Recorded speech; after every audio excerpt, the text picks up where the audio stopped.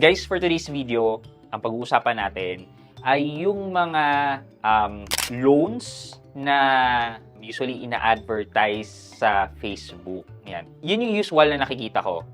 Sa Facebook siya pinapakita and then kakausapin nyo siya through Facebook. Pero yun yung mga red flags na kailangan yung maging aware regarding this. Okay? So, pag-usapan natin itong mga red flags ng mga loans na usually ino-offer sa Facebook. Samahan niyo ako, pag-usapan natin yan. Sit back and let's discuss. Coming right up.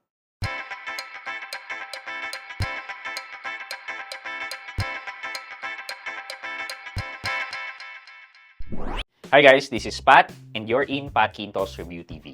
So if you're new to my channel, I do reviews about personal finance na meron akong experience at ginawa ko na ng videos and playlist na makikita nyo dito sa taas. At kung bago ka dito sa channel ko, you may want to consider subscribing to my channel.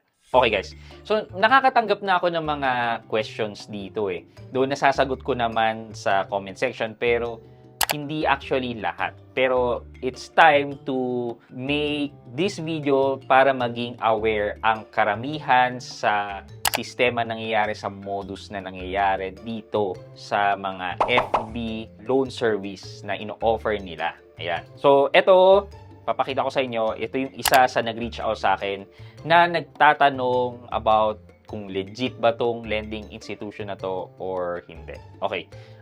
But right from the start, may kutob na ako na hindi ito legitimate. Okay, ito yung Facebook page na. Sige, wala nang problema. Then meron siya 3.2k followers. Loan service. Pero meron nakalagay dito parang T.me, siguro Telegram to. Melanie Rosario 12. If this is a legitimate company, usually they should be using their company email address or official channel na para makontak yung company na to. Ito, medyo maliit na red flag na yan. Address company, Arthalan Century Pacific Towers, 25th Avenue. So, hindi natin sigurado kung tunay yan. And then, may cellphone number naman. Ito pa, universalcredit@gmail.com. Meron nang gumagamit ang Gmail talaga ng mga business. Pero, hindi natin masasabi na red flag agad dahil Gmail yung ginamit niyang email address. Pero, most of the time, if kilalang mga lending institution, gagamitin nila yung, kunyari, ito, pangalan nito, Unistar Lending. So, magiging, at unistarlending.com. Parang ganun. Pero, sabi ko nga, hindi naman right off the bat na pag hindi ganun yung email address, hindi na siya legit. Pero, magiging mas legit ang business kung ganun, meron siyang sariling domain email address. Okay, so yan yung isa. Tapos, ito yung mga post nila. Get loan 15-minute fast approval and save under SEC. Talagang nagpapakita ng pera. And interest rate daw is 1%. So, itong viewer natin is kinontak niya kasi nisip niya na legit. Meron silang conversation, yung offer, tapos binigyan siya ng interest rate. So, ito yung in-offer sa kanya na kapag ang utangin mo daw ay 70,000 to 2 million. Wow. We max monthly payment starts from 6 months, 12 months, and up to 36 months daw. Tapos, ang interest rate lang nila is 6 to 18 months is 0.5%. Kapag 24 to 36 months, 1%. This offer is valid up to December 2024. Requirements, we need your phone number, your ID, and your bank details or GCash. Okay. For a loan na ganito kalaki, hindi lang ID ang kailangan mo dyan. Kailangan nila ng proof of income dyan para ma-make sure na makakabayad ka. So, another red flag is kapag hindi mahigpit sa requirement tapos sinasabi nila mataas ang pinapaloan nila, red flag yun. So, parang nagkasundo na sila na ito yung amount na ilo-loan. Ito na yung next step nila, which is tatanungin yung personal info mo. So, siguro, as a normal transaction, normal na tanong lang naman din to. Pero guys, hindi ka magsasubmit ng application mo through chat. Walang ganun. Parang for you to conduct a legitimate transaction, kailangan yan by paper trail. Kung hindi naman by paper trail, meron silang sariling app nila or reputable website. Eto na yung susunod. So, napagbigay na siya ng information niya. Now po, need to click the link to register. Eto, fastcash.vip. Tapos, from Messenger, bigla na siya nalipat sa Telegram. That's another red flag. Karamihan ng scamming na nangyayari ay nasa loob ng Telegram.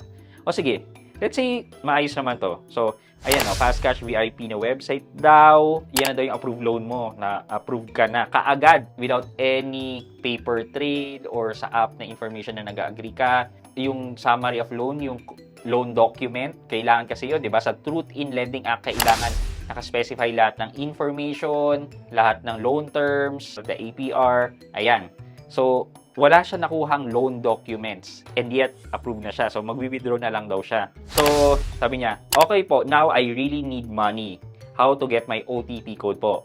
Yes, ma'am. Please don't worry. So, now, are you ready to make deposit for get the OTP code, ma'am? Oh, di ba? Tingnan mo, English na nga lang, sablay pa. Yes po, I'm ready. Where can I make deposit? Oh, no. Nanghihingi siya ng security deposit. Okay, ma'am. Please wait. For me, I will request account for you make deposit. Barok, di ba? Barok yung English. So, may nagtanong sa kanila dun sa chatroom nila. So, registered daw ba sa SEC? Tapos may pinakita, ito, Bridge Fund Lending Investor Incorporated. Ganyan-ganyan. Okay, so, possible na yung mga tao dito, ginagamit lang yung information na yan. Kasi sabi, Unistar, tapos naging Bridge Fund, di ba? So, medyo may disconnect na kagad. Another red flag.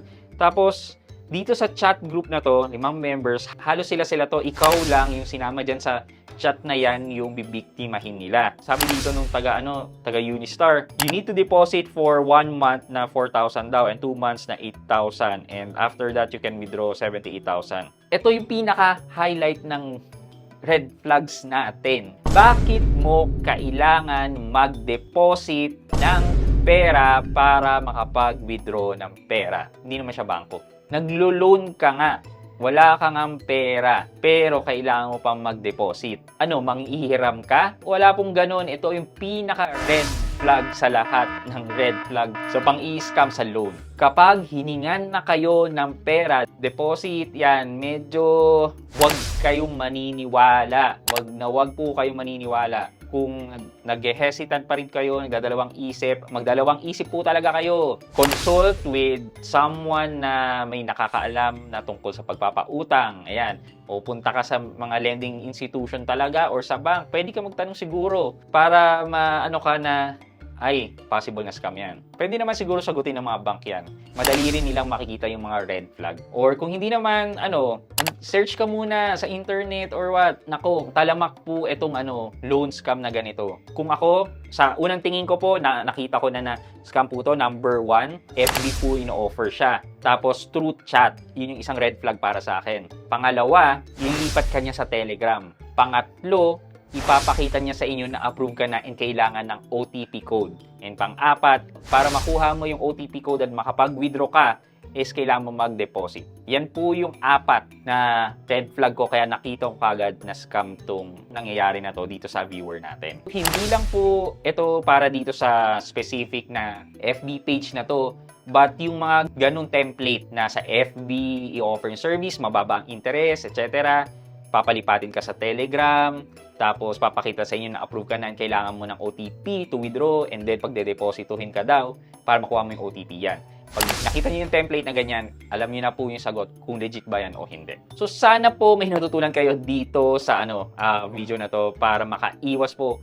I know hindi po lahat tech savvy or internet savvy, kaya meron po maluloko yung mga ganitong mga modus operandi. So for our question of the day, kunyari ito loan, or usually sa FB, kunyari bibili ka sa FB Marketplace, di ba? Bina-background check nyo ba yung mga ka-transaction nyo o madali kayo napapa-oo sa mga terms nila? At bakit? Let me know sa comment section sa baba at may chance kayong manalo ng 1,000 pesos sa ating weekly GCash giveaway. Yun lamang po for today's video, but before we end this video, mag-shoutout po muna tayo at shoutout kay at user W7ZB1PL8.